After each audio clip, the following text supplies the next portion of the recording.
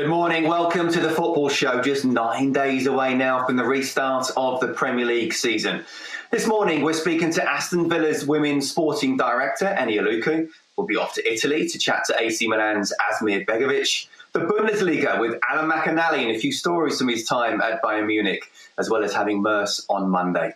The two men who won't be going anywhere for the next couple of hours are Andy Hinchcliffe and Matt Letizia. And Matt, just how much are you looking forward to the return? 9 days away now. Can you believe it? Yeah, it's starting to get real now, mate. I mean, it's been a long 3 months. We know what it was like when the season finished and you didn't get another game till August. And it's been a little bit like that. So, yeah, the excitement's starting to build. And Andy, you're working on the Villa-Sheffield United game, aren't you? I know you're looking forward to that very much.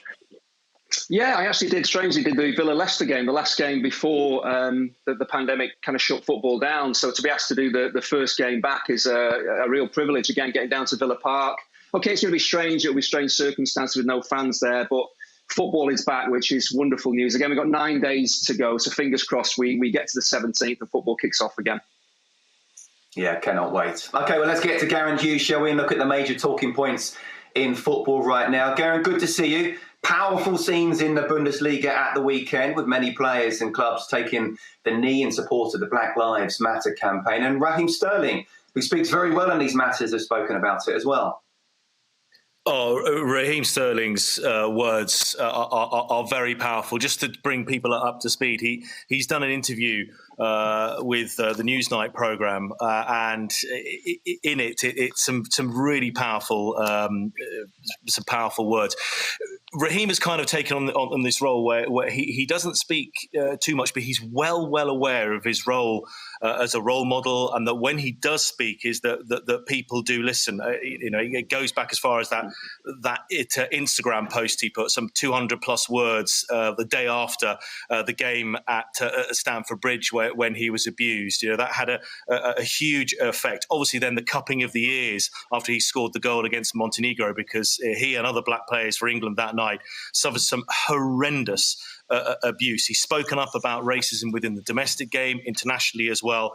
He's also spoken now about the protests in London as well. He's urging peaceful and safe protests as well. But really just going on. It's been going on for hundreds of years now, and he's tired, and people are ready for change. So when Raheem Sterling tends to speak, people really do listen, because he's proven to be a man who chooses his words very, very carefully. It has great effect, and is a role model and looked up to by many people. And as you mentioned there, Scott, as well, in terms of the Black Lives Matters, we've seen numerous training grounds across the country where players have gone down on the knee, and then obviously now the Bundesliga at the weekend, all 22 starting outfield players in the Dortmund Hertha game, taking the knee, along with the officials as well. And what you can't quite see there is everyone on the bench as well, socially distanced on the bench. They all took the knee as well. I suppose just very quickly, Scott, if I may, just to bring you up to date with how things may pan out in with the return of football here, with the Premier League, the Championship, the EFL as well. Just the FA garners on these matters as well is they've released some guidance last week, and what will they go and say is where the behaviours or gestures on the pitch that may constitute a breach of the laws of the game have to be assessed. They'll be reviewed on a case-by-case basis with a common sense approach and an understanding of their context. I think that seems to be the broad way, is that if players do want to make a statement, however they want to do it, they will be backed. Certainly when it comes to the process that we're looking at now with Black Lives Matters and the peaceful and safe protests. Yeah, there has to be a change in society, and football can play a part in that. But in terms of the Premier League, there's a meeting Thursday scheduled to be the last one. What's on the agenda? Yes, potentially the last one now before the Premier League returns. They always have the option to get together and talk before then. I think once again they'll be looking at those test results again, because the shareholders meeting is on the Thursday. We have another round of testing results due out on Wednesday. Now I've been across the last 6, and I'm kind of on tenterhooks, where I'm waiting to see what how many tests have been done and what the results are. Now the last 3 which have been done, which have when there's been this the return of contact trainings, when players are clearly becoming much more close with each other. We've had 1 positive result in the last 3. in the overall total, Scott, 6,274 tests, 13 positive tests. Cautiously optimistic.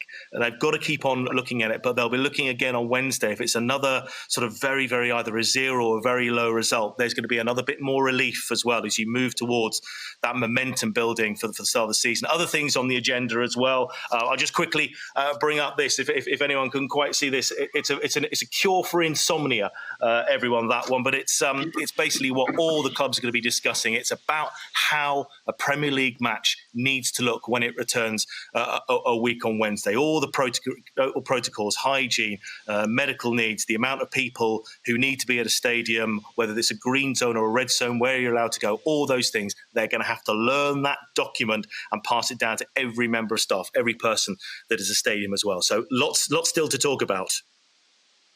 If I do have a trouble sleeping, I'll ask you to fax that over to me. Look, it's a big week for Manchester City as well, isn't it? Yeah, the reason big week for Manchester City, they're in front of judges, 3 judges in total. The Court of Arbitration for Sport. They have been banned, of course, by UEFA for 2 years from UEFA competitions, so Champions League or Europa League. In Manchester City's case, it would be Champions League. Of course, this hearing now, it's a 3-day hearing, a video conference, where City are trying to overturn this 2-year ban. Don't expect any results this week, even though it's a 3-day hearing now. I reckon it could be at least 6 weeks, probably tipping into August, before we get a decision on the Court of Arbitration for Sport on that one. It's going to be really interesting because there have been some precedent with other clubs like AC Milan and some Turkish clubs getting bans overturned. But it's obviously very specific for City. They've hired one of the country's top QCs to represent them. So it's really a head-to-head between UEFA and Manchester City, and that's beginning in the Court of Arbitration for Sport today.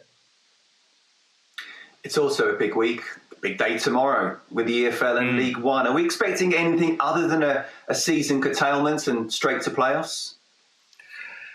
That's a really difficult question to answer, Scott. We know, let's break it down. We know what the views of League Two are, and we know the views of a number of clubs in League One are. Obviously, there is a meeting tomorrow where, again, the curtailment, the end of the season, is going to be discussed. Anecdotal evidence seems to suggest that there is a number beyond half the clubs in League One that would wish to end the season. That will be discussed. There are a number of reasons why. Obviously, right now, financially, clubs in League One, they are really, really hurting. They've got most of their revenue comes from match day revenue, punters coming into the ground and money being spent within the ground there as well. That's been denied to them as well. They've got a number of staff who are currently on furlough. If the league returns, can they afford to bring them back off furlough and into employment as well? They've got all these issues to discuss, but there does seem to be a feeling amongst a number of clubs. I'm not going to say a majority because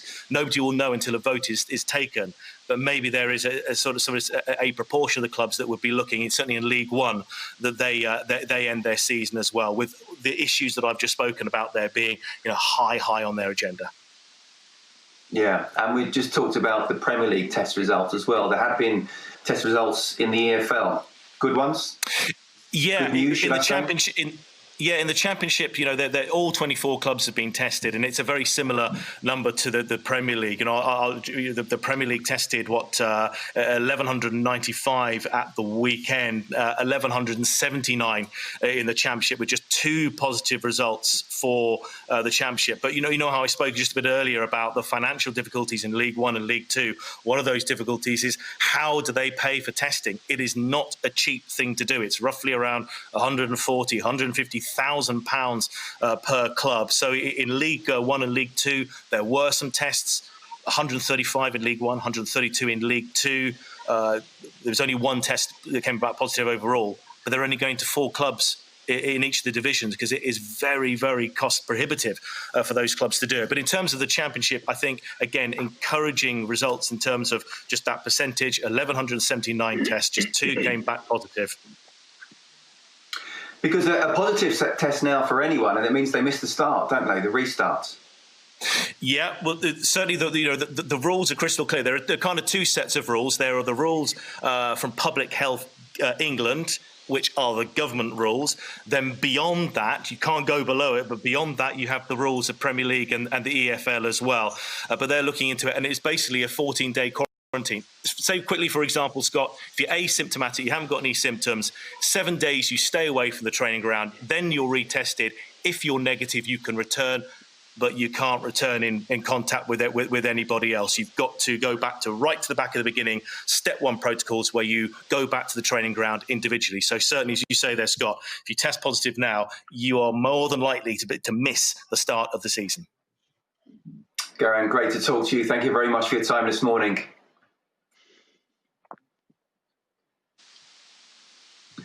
Listen, Andy, lots to talk about today, of course. The big topic is at the moment the Black Lives Matter campaign. What are your thoughts about what teams are doing over, not just in Germany, but around the world? It's been truly incredible, Scott. I think it's inspirational as well. What, of course, football's trying to do, footballers are trying to do, is to make peaceful protest, but really powerful protest in terms of their actions, taking the knee, in terms of their words, like Raheem Sterling, really powerful words about combating racism. But the problem is, I think, in many ways, that they can do as much as they possibly can to highlight this issue. Everyone around the world knows about this issue now, but it's how do we change it from here on in? And to me, this is a generational problem. It starts with the kids and educating them that racism has no place in modern society. This is not something that's occurred in the last 20 years. This has been going on thousands of years. So to expect footballers to solve this problem in the space of a season or a year, it's not going to happen. It's a societal problem. But I've just been really proud of the way that football and footballers have handled themselves in their words and their actions. They've done everything they possibly can to highlight this issue, and let's hope that it plays a part in the change that has to come. For the sake of society, it has to change. Yeah, Tyrone Mings has spoken very well. Raheem Sterling now come out, backs peaceful protests. He always speaks very well on anti-racism matters, and he said the only disease right now is the racism we are fighting. This is the most important thing at this moment in time. I mean, how do we stop it going forwards, Matt, and how can football play a part? Well, certainly footballers, as you said, are role models and can play a part in their actions and their words. I'm not sure that the words that he used there were in terms of saying it's the only disease we're fighting at the moment when there's still people dying from COVID-19. You have to understand that, yes, this is a majorly important matter, but there is also a global pandemic going on. So that is also a majorly important factor. We want to make sure that we get this disease under control as well, so that we can get back to some kind of normality in our lives. But clearly, it's a hugely important topic, and Raheem has spoken out before about this and spoken very well. His fellow footballers can only set an example, Scott. That's the only way they can help, I think. What we need is for governments to take the issue probably a little bit more seriously than they do. I think that's probably the biggest thing that can come out of all this. And as Andy rightly said, backing peaceful protests is important. I think it's part of our democratic right, and I think peaceful protests are the way to go. Nobody wants to see the scenes that we've seen, and nobody can really condone the scenes that we've seen, although I think some people clearly have. But I don't think that's right. Peaceful protest, you would not have. I don't know anybody who would object to peaceful protests. And given the situation at the moment, it has to be peaceful protests with social distancing. That's the way it is at the moment, and that's the way it should be.